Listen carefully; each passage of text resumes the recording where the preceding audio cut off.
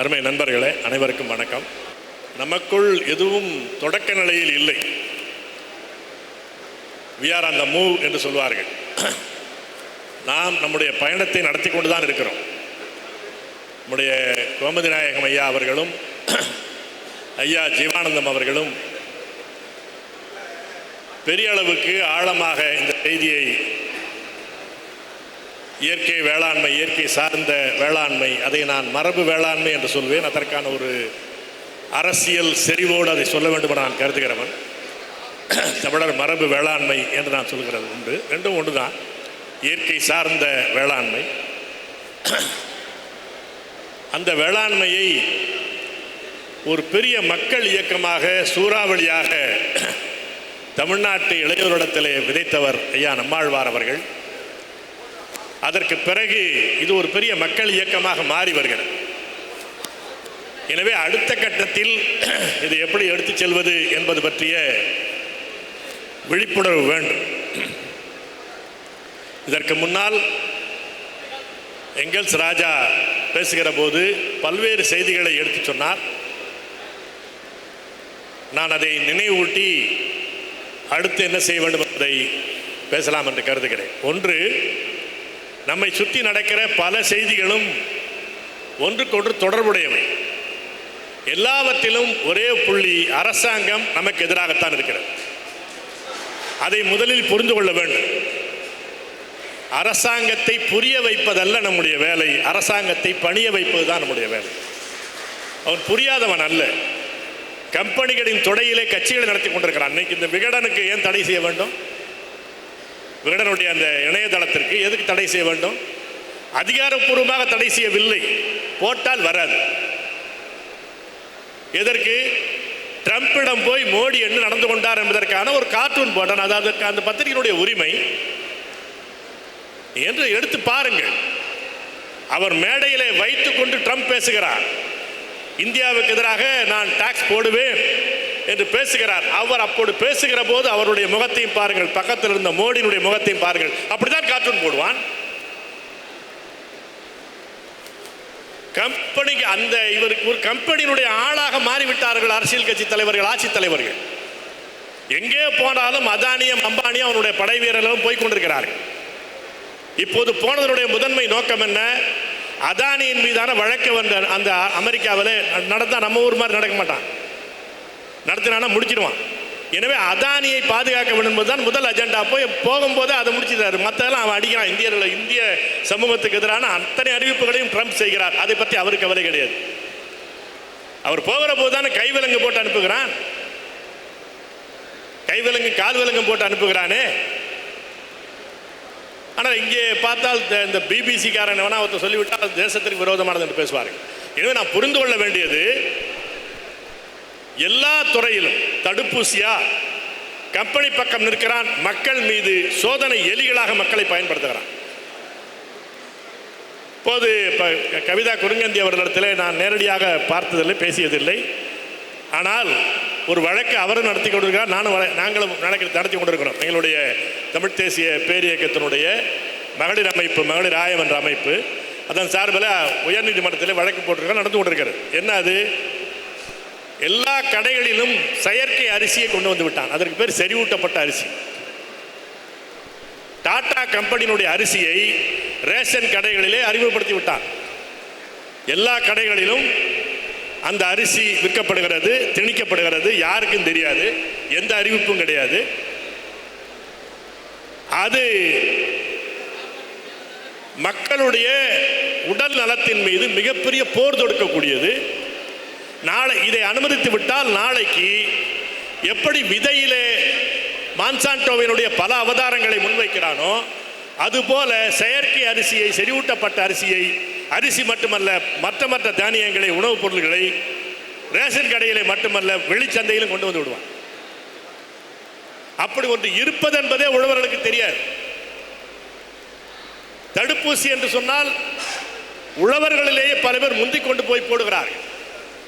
கட்டாய தடுப்பூசி தவறானது, அறிவியலுக்கு விரோதமானது என்று பேசுவதே உழவர்களிடத்திலே கூட சிரமமாக இருக்கிறது. என்ன காரணம் என்றால், நமக்குள்ள ஒரு நெட்வொர்க்கிங் இல்லை.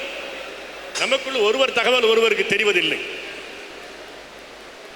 நாங்களும் ஒரு சிறு முயற்சி எடுத்தோம், அதுவும் நடந்து கொண்டிருக்கிறது. நம்முடைய மரபு உழவர்கள், இந்த இயற்கை சார்ந்த இயற்கை வேளாண்மை செய்கிற மரபு உழவர்கள், அதுபோல இந்த கீதாரிகள் என்று சொல்லக்கூடிய கிடைக்காரர்கள், சித்த மருத்துவத்திலே இந்த ஆர்கானிக்கான மூலிகையை சார்ந்து இருக்கிற அந்த சித்த மருத்துவர்கள், இவர்களை இணைத்த ஒரு ஆர்ப்பாட்டத்தை முதலில் நடத்தினோம். எல்லாம் ஒன்றுக்கு ஒன்று தொடர்புடையது. கிடைகள் பாதுகாப்பும் நம்முடைய கால்நடைகள் பாதுகாப்பும் நம்முடைய மரபான வேளாண்மை பாதுகாப்பும் ஒன்றுக்கு ஒன்று தொடர்புடையது. ஆனால் நாம் தனித்தனியாக இருக்கிறோம். இந்த பிரச்சனையிலே நமக்குள்ள ஒரு ஒருங்கிணைப்பு என்பது அது ஒருங்கிணைப்பு என்பது ஒரு நாள் உட்கார்ந்து யாராவது கூட்டி அப்படி நடந்து விடாது. இப்போ இதே மாநாட்டை நம்மாழ்வாருக்கு முன்னால் ஒருவர் நடத்தியிருந்தால் 10 பேர் கூடினால் பெரிய செய்தி. நம்மாழ்வார் ஒரு பெரும் புயல் போல தமிழ்நாடு எங்கும் கிளம்பினார். அது பல இளைஞர்களை ஈர்த்தது. இன்றைக்கு அதனுடைய கட்டத்தில் நீங்கள் அழைக்கிற போது அதற்கான உழைப்பு செலுத்தி இருக்கிறீர்கள். ஆனால் அந்த உழைப்பு செலுத்தியதற்கு அளவுக்கான உழவர்கள் வந்திருக்கிறான்னு சொன்னால் அதற்கான அடித்தளம் என்பது இடப்பட்டிருக்கிறது. அப்படியான அடிப்படையான அமைப்பு பணிகள், ஒரு கிராஸ் ரூட் ஒர்க் என்பது நடந்து கொண்டே இருக்க வேண்டும். அதற்கு ஒன்றும் எல்லையே கிடையாது, நிறுத்தமே கிடையாது. அது எல்லாவற்றையும் உட்கார்ந்து முடித்து விட்ட பிறகுதான் என்பதும் செய்ய முடியாது. நாம் இயங்கிக் கொண்டே இணைந்து கொண்டே இருக்க வேண்டியதுதான். இணைப்பும் இயக்கமும் தொடர்ந்து செல்ல வேண்டியது. எல்லா இணைப்பையும் முடித்துவிட்ட பிறகுதான் இயக்கம் என்று தொடங்க முடியாது. இயங்காத இணைப்பும் நடக்காது. இயங்காமல், நமக்குள் இயங்காமல் இயக்கமும் நடக்காது. நாம் இணைந்திருக்கிறோம் என்று சொன்னால் நம்மாழ்வார் என்ற நபர் இயங்க தொடங்கினார். அதுதான் இணைப்பை உண்டாக்கியது. எல்லா நன்மையும் எல்லா புரட்சியும் கூட ஒரு நபரிலிருந்து தொடங்குகிறது.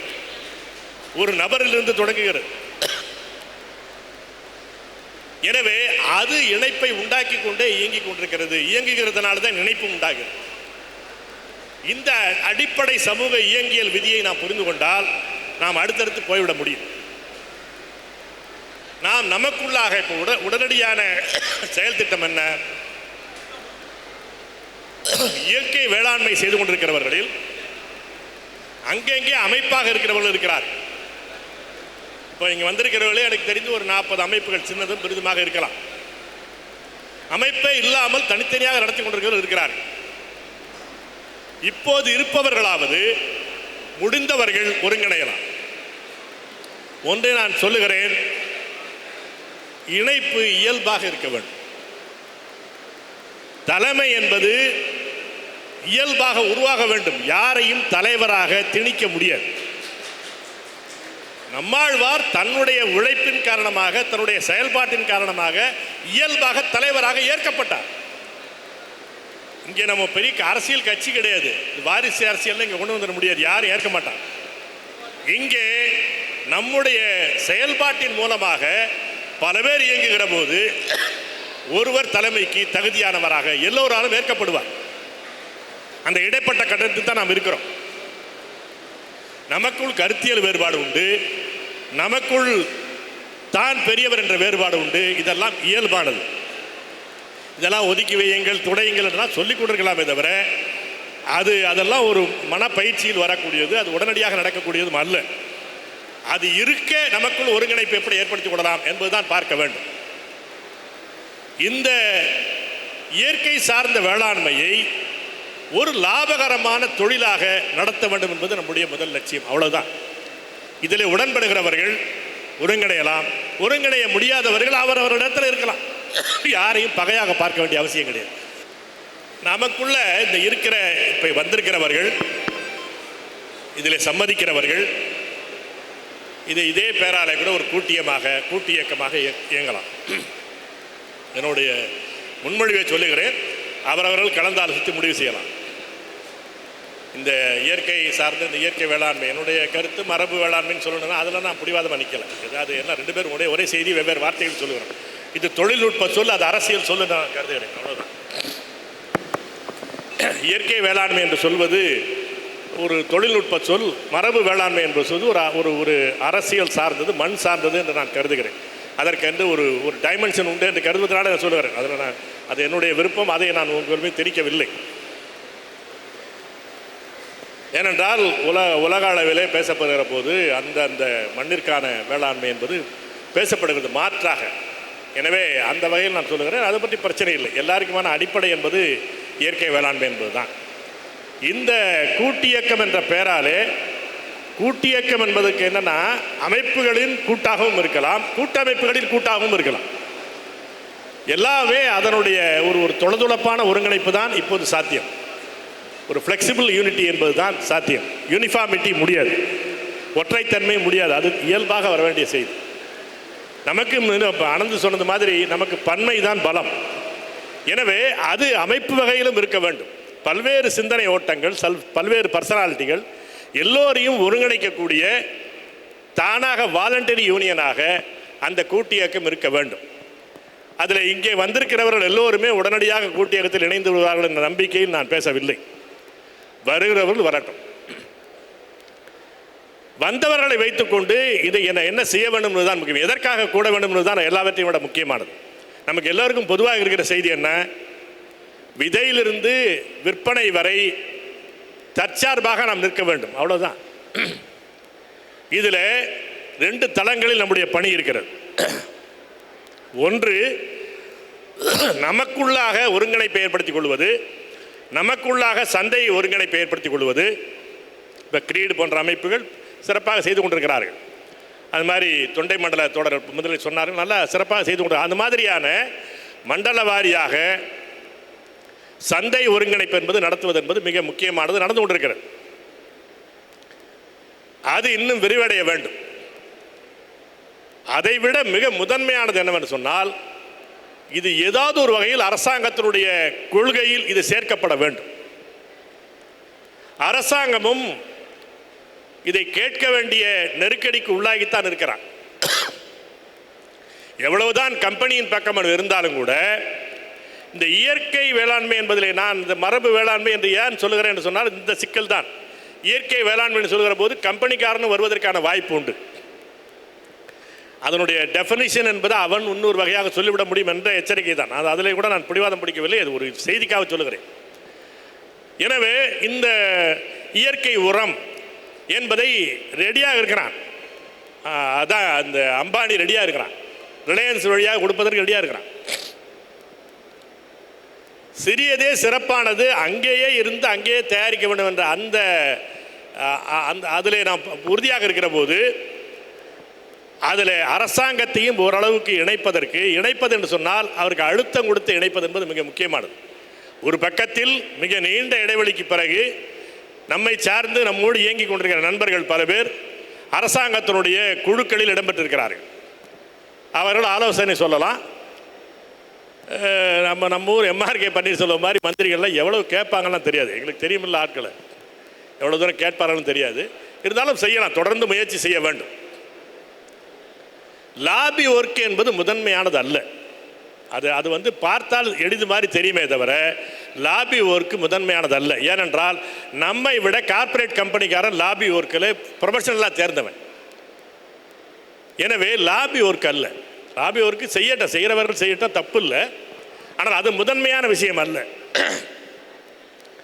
முதன்மையானது இதற்கு கீழே எவ்வளவு பேர் இருக்கிறார்கள், எவ்வளவு அழுத்தத்தோடு ஆவேசத்தோடு இருக்கிறார்கள் என்பதை அரசாங்கத்துக்கு தெரிவிக்க வேண்டும். அப்போது தெரிவித்துக் கொண்டிருக்க வேண்டும். இல்லை என்றால் நீங்கள் இது சார்பாக பேசுகிற ஒரு அறிவாளர் ஏகப்பட்ட புள்ளிவிவரத்தோடு பேசலாம். அந்த புள்ளிவிவரம் என்பது அறிவார்ந்த முறையில் எதிரியை எதிர்கொள்வதற்கு பயன்படும். ஆனால் அரசாங்கம் என்பது எங்கே நிற்கிறது?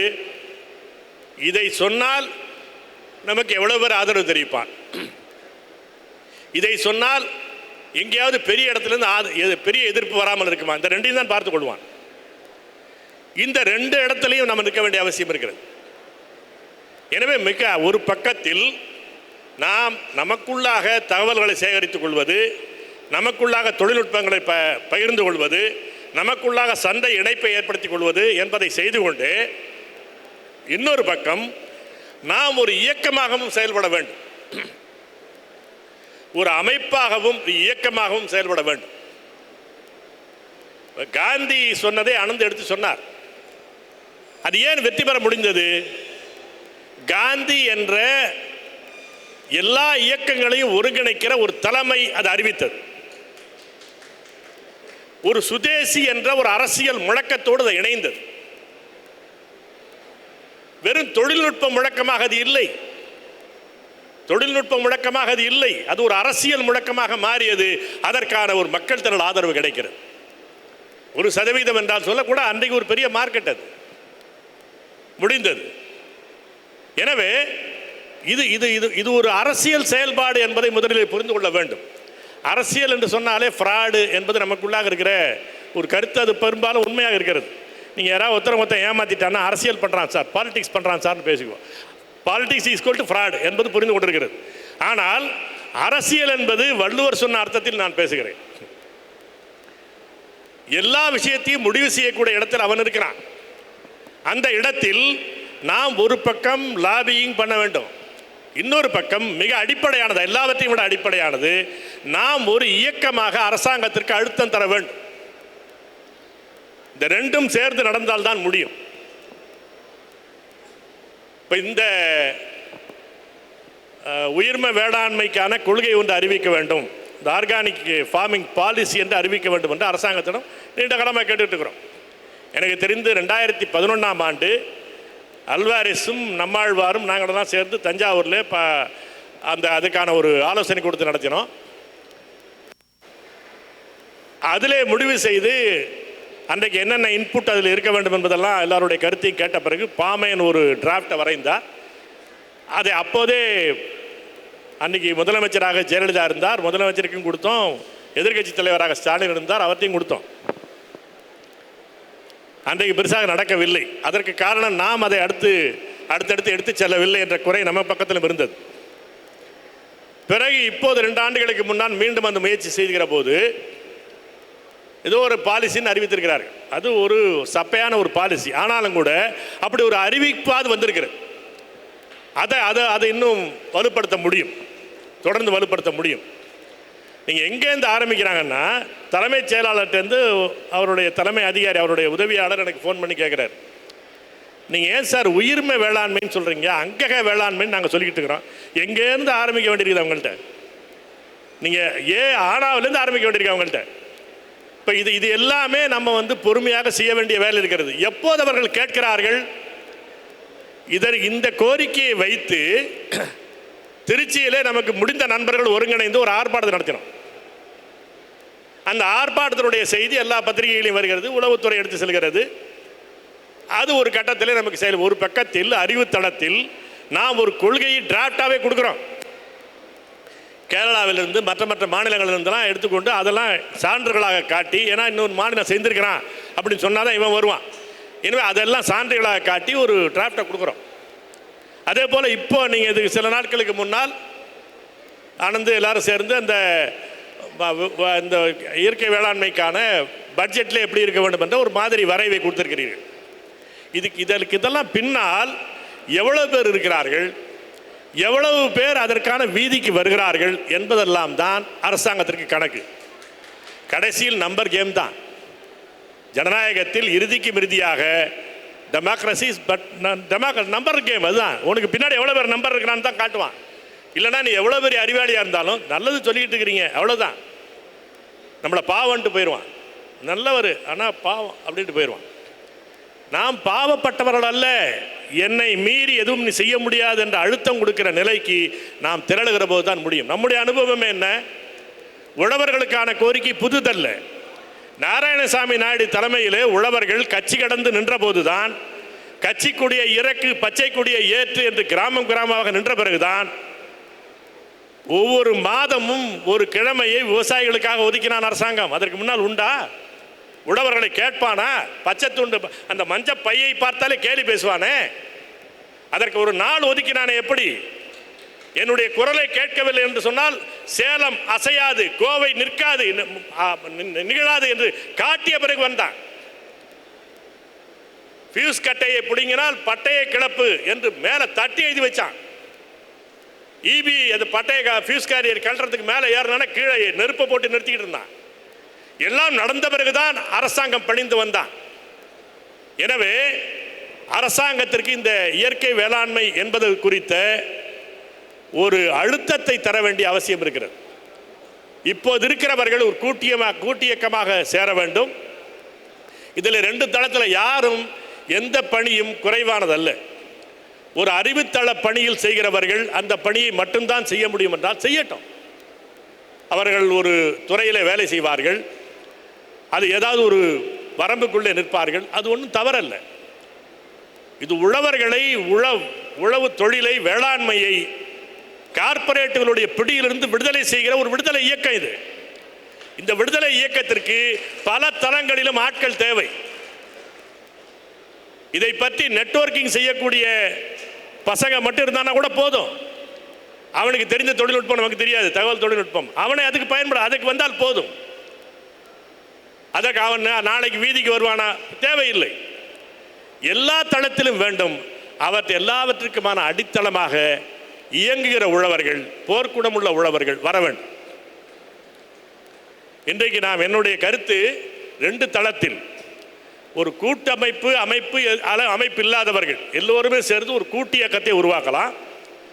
அந்த கூட்டு இயக்கத்திற்கு இருக்கிற எல்லா கூட்டமைப்புகளுடைய ஒருங்கிணைப்பாளர் யாராக இருப்பாங்கல்ல, அவர்கள் எல்லாரையுமே ஒருங்கிணைப்பாளராக இருக்கலாம், ஆர்கனைசர்ஸாக இருந்துக்கலாம்.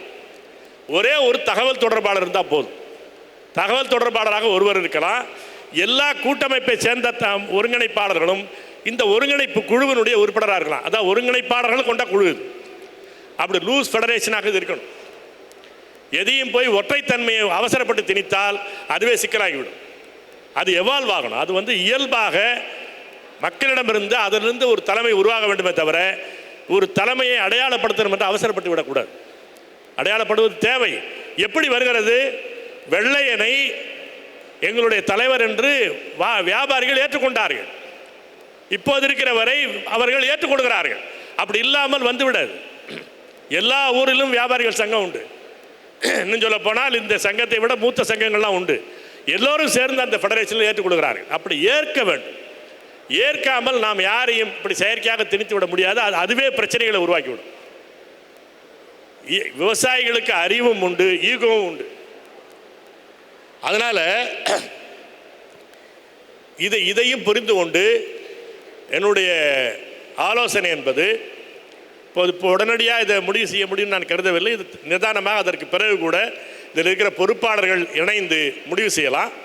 என்னுடைய ஆலோசனை என்பது அமைப்புகள் எல்லாவற்றையும் கொண்ட ஒரு கூட்டு இயக்கம் இருக்கட்டும். இந்த கூட்டு இயக்கத்தில் இங்கே இந்த மாநாட்டிலே இந்த 2 நாள் கருத்தரங்கத்திலே பங்கு பெற்றவர்கள் எல்லோருமே வர முடியாவிட்டாலும் பரவாயில்லை, வருபவர்கள் வரட்டும். அது ஒற்றை தலைமை என்பதை இப்போது சொல்ல வேண்டாம். அது இயல்பாக வரட்டும். அதற்கு இடையில் எல்லா கூட்டமைப்பினுடைய அமைப்பாளர்களும் இதனுடைய ஒருங்கிணைப்பாளர்களை கொண்ட குழு. இவர் எல்லாவற்றுக்குமான ஒரு தொடர்பாளர், அவ்வளவுதான். அவர் தொடர்பாளர். எல்லாருக்கும் தபால் போட்டு இருக்க முடியாது. அவர் ஒரு தொடர்பாளர். அதற்கான ஒரு எண், அதற்கான வெப்சைட் கொடுத்தா, அதுக்கான இந்த வாட்ஸ்அப் மற்றதை கொடுத்தால் போதும். அவர் ஒரு தொடர்பாளர். அவர் இந்த ஒருங்கிணைப்பாளர்களில் ஒருவராக இருக்க வேண்டும். அவ்வளவுதான். இது ஒன்று, அமைப்பு வழியில். இன்னொன்று, உடனடியாக என்னுடைய கருத்து, அதையும் கூட இப்போது உடனடியாக அறிவிக்க வேண்டும் நான் கருதவில்லை. ஆனால் மிக விரைவிலே கூடி முடிவெடுக்க வேண்டியது, நாம் இந்த இயற்கை வேளாண்மை சார்ந்து ஒரு பட்ஜெட் இருக்க வேண்டும் என்று கொடுத்திருக்கிறீர்கள். அது அல்லாமல் யோசனைகள் கூட அடுத்தடுத்து வரலாம், அது கூட பிரச்சனை இல்லை. இதை முன்வைத்து இப்போ குறைந்தபட்சம் என்ன, அரசாங்கத்தினுடைய வேளாண்மை பட்ஜெட்டில் 30% ஆவது இயற்கை சார்ந்த வேளாண்மை கொடுக்க வேண்டும். இது மாதிரி 1-2 கோரிக்கைகள் இருக்குல்ல, இந்த கோரிக்கைகளை முன்வைத்து ஒரு வேண்டுகோள் ஆர்ப்பாட்டம் ஒன்று நடத்தணும். நான் கண்டன ஆர்ப்பாட்டம் தான் சொல்லலை, வேண்டுகோள் ஆர்ப்பாட்டத்தை நடத்தணும். இதெல்லாம் உட்கார்ந்த இடத்துல நடக்காது.